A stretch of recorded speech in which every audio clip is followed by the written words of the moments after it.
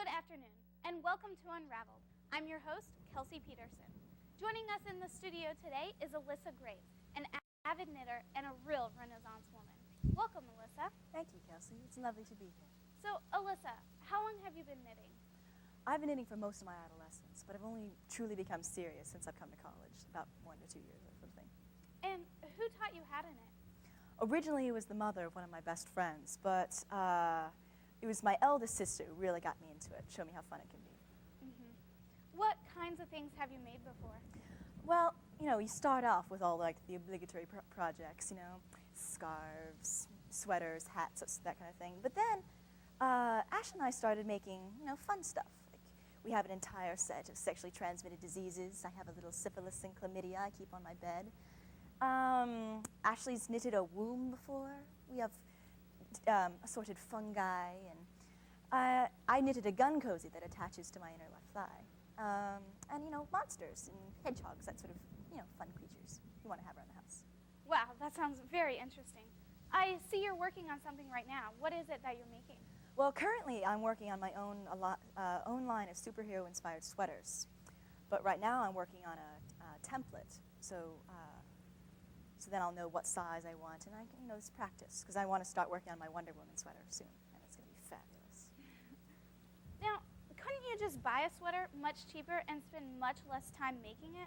What makes something that's hand-knit better than something that's store-bought? First of all, it would not be cheaper. If you want to make a sweater, usually you only need about 2 to 3 skeins of yarn, and that can usually go from about $5 to $30. But, and also, if you knit it yourself, it means so much more. Like, you're going to love this sweater. And you'll be much less likely just to throw it out, after a while. Now, do you typically knit these items for yourself or for others? I usually start out knitting for myself, but invariably, I love giving presents, so invariably I end up giving it to other people. I understand that. There are many who think knitting is a pastime reserved for women over 50. What do you think about that?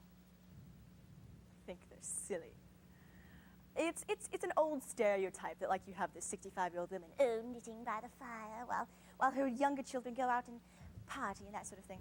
But actually, there's been a huge renaissance of high school students and college students who have discovered knitting as a wonderful way to relax, because it's a very zen-like activity. It's kind of monotonous, yet it keeps your mind engaged. But at the same time, you can multitask while doing it, so you don't feel guilty if you want to watch The Office, on Thursday nights, that sort of thing. And what resources are available for both experienced and novice knitters? Well, if you're a novice knitter, you can go to any department store like Walmart or stuff like that, and you can, get cheapo, pieces of yarn that you can practice with and stuff like that, little needles and stuff. But once you're really experienced, then you can go to wool shops, specialty wool shops, which are magical places where you can get all sorts of yarns made from Angora rabbits or alpacas or Scottish shorthorn sheep, that sort of wonderful thing. I'm sorry to interrupt you, but it looks like our time together has come to an end. Thank you so much for joining us, Alyssa. On behalf of all of us here at Unraveled, thank you for watching and have a great day.